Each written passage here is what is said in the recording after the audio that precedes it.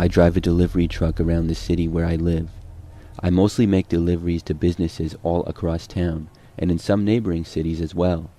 For me, I will often work at night, which has its ups and downs.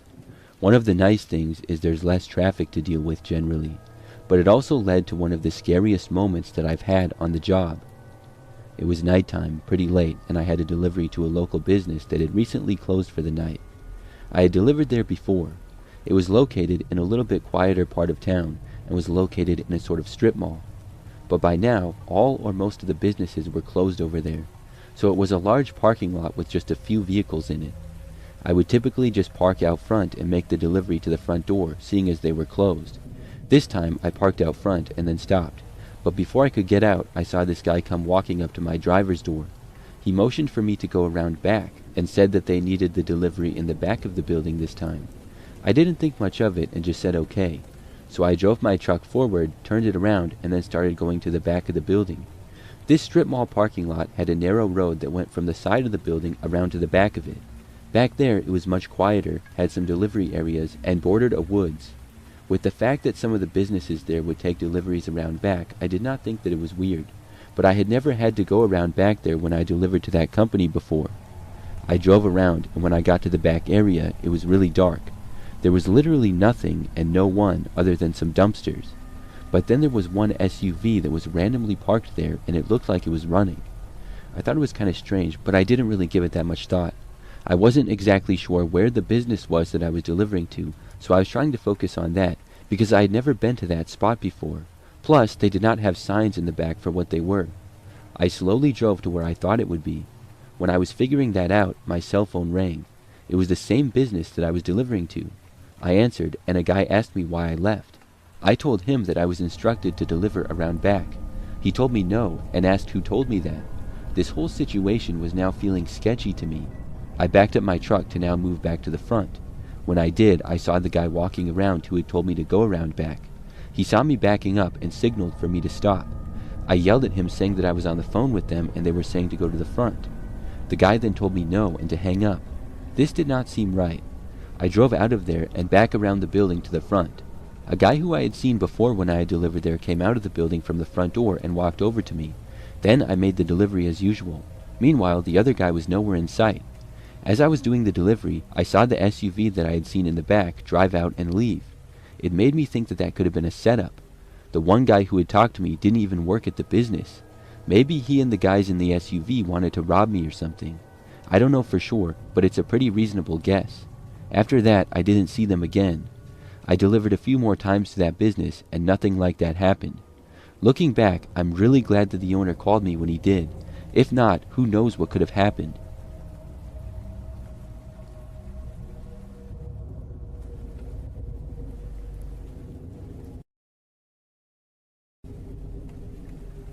I recently remembered a really weird and creepy thing that happened back when I was younger many years ago. I was probably about 13 or 14 years old, and I was living at home with my parents. Our house was in this quiet but average neighborhood, and we had a 2-story house. My bedroom was on the second floor towards the front of the house. During this time, I loved playing video games, and I still do. But it was the summertime, so I didn't have school, and I would sometimes just game all night. So one time when I was staying up all night playing video games, I was the only one awake in the house. My parents and sister were long asleep in their rooms. I remember that it was really quiet, but at one point I heard the sound of a louder vehicle moving in the distance down the street. I happened to just be kind of sitting by the window anyways, so I paused my game and looked out. When I did, I saw just the front part of a semi-truck coming down our street at a slow rate of speed. So it was just the tractor and no trailer. The road curves, so I saw it turning the corner and then going on the straightaway that our house was on. My bedroom light was off and my window was mostly covered, but I could see pretty well. The truck had no trailer, but it still made a much louder noise than the average car. I watched it slowly drive down the street and towards our house. I had never seen a truck like this on our street before. I wasn't sure if someone who lived here drove a truck or what, but it was unusual, so for that reason I continued to watch it. The truck seemed to only go slower as it approached our house. Then when it got to about even with the front yard, it surprisingly stopped. I got a tad bit nervous because this was really weird. I could not see at all who was driving. Then the truck started to reverse. It backed up very slowly and pulled over to the side of the street. Now, it was not directly in front of our house, but it was on the side of the road and between our house and the next door neighbors, and it was on our side of the street. I didn't think that the neighbors had a truck or anything like that, but maybe it was someone that they knew or something. After the truck stopped, it just sat there for over a minute. Nobody got out of it in that time. I thought that it might just be a guy driving a truck who was looking for a place to sleep. However, after maybe another minute or so, I saw the door open. When it did, a man stepped out. I didn't recognize him. I also really didn't see him that well, as it was very dark out, and from my angle being up, I couldn't really see his face. So the man then started walking into the grass and then into our yard. I kept watching, and my heart was now racing. The man walked right up to the house and then stopped at a window. He then appeared to look inside. I was pretty much shocked and didn't know what to do. The man looked through the window with his hands up against it for like 30 seconds probably. I thought that he was going to break in. But then the man backed up and moved away from the window. He then walked back through the yard and returned to his truck. Then he got inside, and probably 30 seconds later, he drove away. I kept watching the street for a while, but he didn't come back. The whole thing left me very confused. But after that night, I never saw him again. I'm still not sure what to make of it. Maybe he was thinking about breaking in or something like that. But why would he drive there in a semi-tractor like that? It seemed really weird.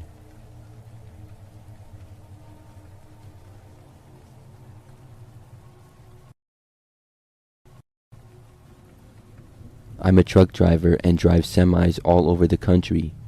I'm still fairly new to the job, but I have already had a really creepy experience. This took place several months ago. It was nighttime, but not that late yet. I was on the highway and had been driving for a while. The roads were not bad, but there was a decent amount of cars on them. I use a CB radio while driving like other truckers, so I've talked to the other drivers on the road before. On this night, the highway was kind of windy, but it was a road I had not been on yet, so I was not familiar with it. As I was making my way, I heard someone mention me over the CB radio. I was not sure as to who it was. I didn't recognize them, but I answered it. When I did, a man told me that up ahead on the road there had been a crash, and it looked like the road was going to be blocked for a while. He said that he advised me to take the next exit if there was one up ahead. Then I could find a way around the spot and then get back on the highway, because they would not be moving anytime soon. I responded and told him thanks for the heads up. I could not see that far up the road, but it was apparently a ways up, and also the road had curves in it. My map was not showing a slowdown, but I figured that might be because it had just happened. So I looked to the right, and hoped that there would be an exit before this crash. And very shortly after that, I saw one. So without hesitation, I took it. When I pulled off the highway, I saw that there was a very quiet-looking road, and that was it. There were no visible gas stations or rest stops or anything, not even houses. It was just road and wild land. I was hoping to find a road on the left of this one because that was the direction that I needed to go, or I was at least hoping that this road would curve to the left, but it didn't look like it was going to. When I had made it maybe a quarter of a mile down the road, I had not seen any other connecting roads yet, but I saw something else. There were several men who walked out a ways in front of me from the side of the road. They were now standing in the center of it. I had not seen them until they walked right out into the road because it was so dark over there, but these guys just walked up and started blocking the way. I obviously had to slow down, and I had no idea what was going on. As I continued to slow, the guys just looked at me. This was a bad situation. When I had finally come to a stop, one of the guys came up to my driver's door. I opened the window a little bit and looked down at him. The guy told me to get out, and I asked why. He did not tell me why, but he just told me to get out again. The other guys were just standing there. I asked the guy who he was, but he didn't answer me. I wanted to leave, but I couldn't just turn the truck around. It was too large. I decided to just take my chances and drive forward. I hit the gas, and my truck slowly started to move. As I went forward, I got lucky, as the men jumped out of my way so I didn't hit them. I kept driving down the street, and I called the cops eventually and reported what had happened. Then I turned on another road which had a spot that I could turn around on. After I was able to go back, the men were not at the same spot anymore. Maybe they were just hiding in the woods though. But I merged back onto the highway, and when I went up the road, there was absolutely no crash or anything, not even a little bit of a slowdown. I realized that it might have all been a trap. There had never been a crash or any kind of traffic jam. The guy probably told me to go down that road so that they could stop me and do who knows what. I'm just glad that I got away.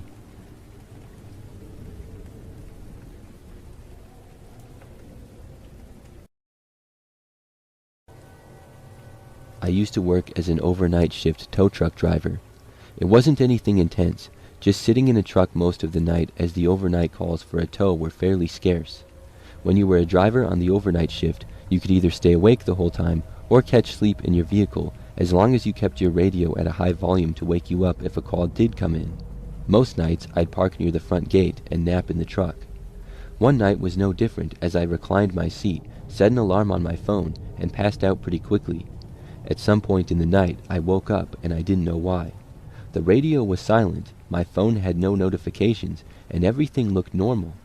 I sat up for a second, listened, didn't hear anything, and then laid back down. I figured it was just one of those random wake-ups you get sometimes. The next time I woke up, it was morning.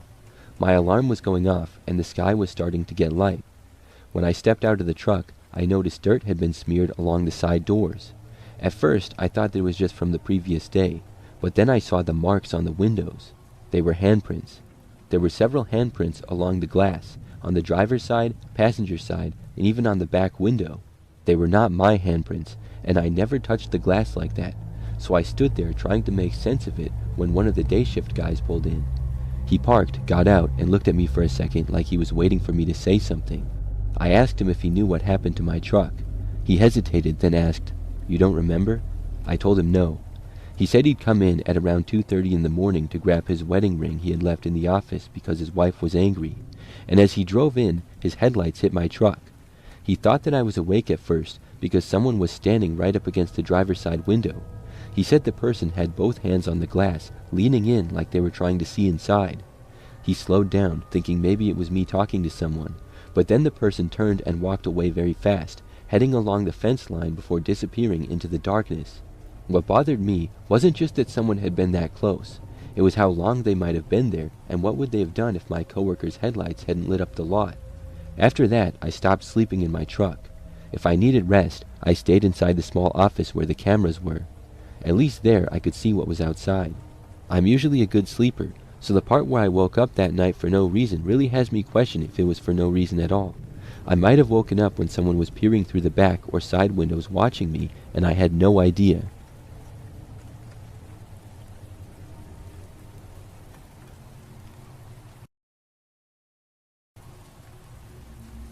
This happened sometime around 2010. My friend Carly and I were both 18, and we went to a house party on the other side of town.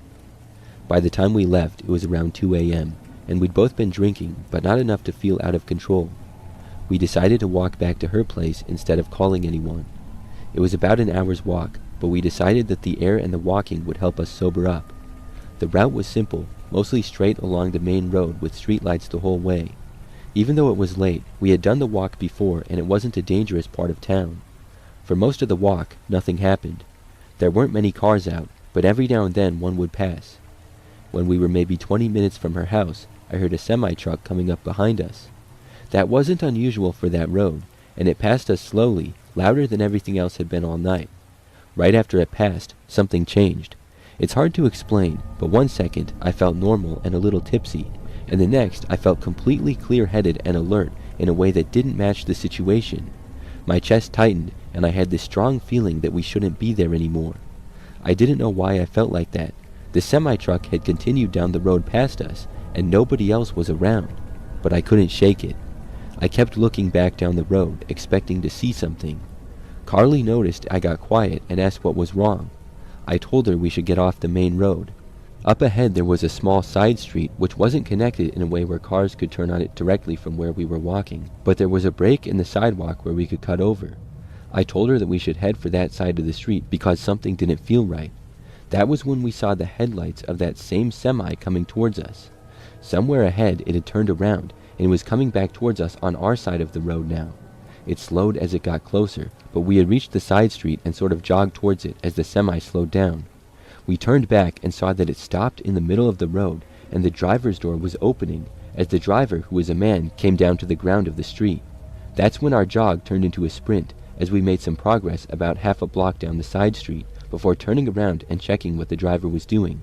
He had made his way out of the street across the sidewalk, and he was standing at the start of the sidewalk for the side street. It looked like he was going to call out to us or something, but he must have weighed his options and didn't want to leave his truck for too long in the middle of the street. He ended up turning around and getting back into his truck and driving away without chasing us any farther. That moment when the truck passed us the first time, there was no obvious reason to be afraid, yet somehow I knew, before anything had even started, that we needed to leave. I've had scarier things happen since then, but that's the only time I've ever felt something kind of like a warning, like something flipped a switch in my head and told me very clearly to run.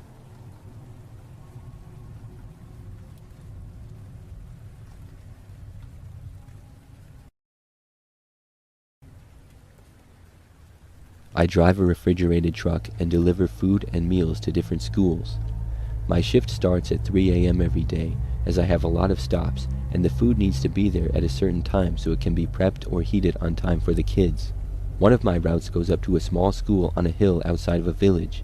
The school itself sits off the road, and there are a few houses nearby, but not close enough to provide any light. I always get there around 4 a.m. There are no streetlights out there, so it's just my headlights out there as far as the source of light. I usually leave the engine running, so the beams hit the wall near the delivery door. Everything outside that cone of light is just black. That morning started like any other, as I parked, unloaded the crates, stacked them inside the side entrance, signed the sheet, and then headed back out. When I got back to the van, I realized that I needed to take a leak before the next stop.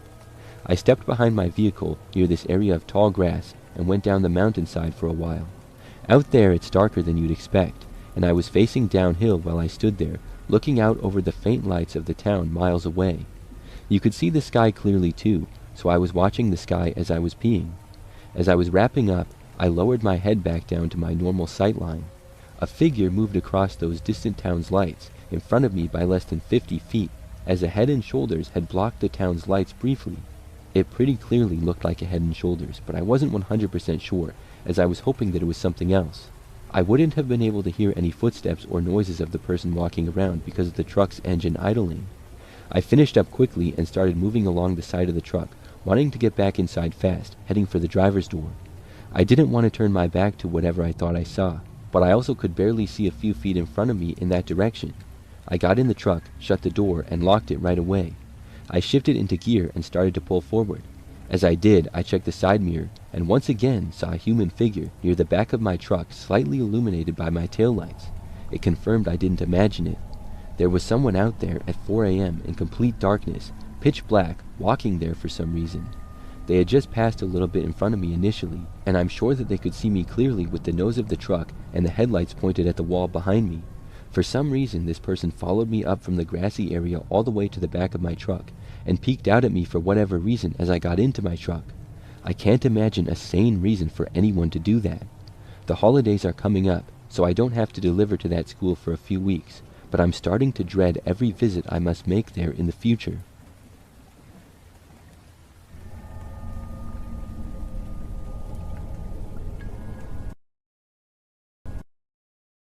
I used to drive a semi-truck years ago, and it was a job that I had for a while. I still drive trucks, but not semis, and it's a completely different schedule for me now. But anyways, probably my scariest memory from driving a semi took place in my last year on the job. It was nighttime, and I was driving on the highway. I don't even remember what state I was in, but it was pretty late at night, and I would be pulling off to get some sleep soon. There were a number of truck stops on this highway, but by now it was getting close to midnight. I knew where I was planning to stop for the night, and it was maybe 30 minutes to an hour up the road. By this point, there were not many other vehicles out at all. As I drove in the right lane, I was going around the speed limit of 70 miles per hour. I remember that a car appeared behind me, went into the left lane, and then passed me. It then went in front of me to the right lane. But after going in front of me, the car then started to slow down a little bit. If I was going 70, this car was probably now going like 68. I realized that I was slowly gaining on him, and I was going the complete same speed on cruise control. This annoyed me slightly as I got closer and closer to the car, because I had not changed my speed, but he slowed down. I was wondering if the car would realize that I was gaining on him and speed up, but it did not. So then I switched lanes to go around him. I sped up, past the car, and then went back into the right lane when I was by. However, moments later, the car sped up and went into the left lane to get around me. This person must have realized that they had slowed down too much. So very quickly this time, the car passed me going much faster. It went a good ways ahead and then changed lanes when it was pretty far in front of me. I figured this guy was going to go faster this time and not let the same thing occur. At first he was going at a good speed and way up the road, but then I started to slowly gain on him once more. This was really annoying. I was pretty sure that it was all on accident, because why would somebody intentionally do something like this? It was a pretty absent-minded thing to do. When I got like right up to the guy's bumper, after having not changed my speed at all, I had to go around him again. So I did. This must have really made the guy mad. I don't know if he thought that I was trying to race him, or if he was trying to play games with me, because he started speeding up when I was in the left lane to pass him. I just said, okay then, and I moved back over to the right when he was in front. Then he did something crazy. He went into the left lane and started slowing down. I was still maintaining the same speed and in the right lane. Then I started to pass him because he slowed down so much, and I didn't know what he was doing. But then he sped up and then cut right in front of me. He left hardly any space. I couldn't just slam on my brakes and stop, so I nearly hit him. He went a little faster, but was driving really close to me. When he did this, I honked at him, as this was seeming to become a road rage incident. I didn't bother to switch lanes. I knew that the truck stop I was planning to go to was coming up just ahead, so I kept driving with the guy right in front of me. He went a little farther ahead, but not by much. Then when we got to the exit, I pulled off at the very last second to the truck stop. I saw the car slam on his brakes, but it was too late and he missed the exit. I didn't know what he was trying to do now, but I was glad to get away from him. So I pulled in and parked my truck for the night. Then I went in the building for a short time before returning to my truck to go to sleep. I got inside, covered my windows, and went to the back area where my bed was. However, not too long after getting back there, I heard the sound of someone banging on my door. It was very loud and persistent. I did not know who that could be. I got up and went over to the door. Before opening it, I looked out. There I saw some random guy. I didn't know who he was, but then I realized that he must be the driver of that car. He started yelling at me to come out and fight him like a man and stuff like that. I told him to go away. I had no interest in fighting that clown. After his yelling and banging on the door persisted, a few other truckers nearby started yelling at the guy because he was being really annoying. He eventually stopped and yelled at me some more, as well as the others who were annoyed with him. Then he stormed off and left. I could not believe it. The whole thing was his fault because he wasn't paying attention. Driving a truck is a lot harder than driving a little measly car like his, but he didn't seem to realize that.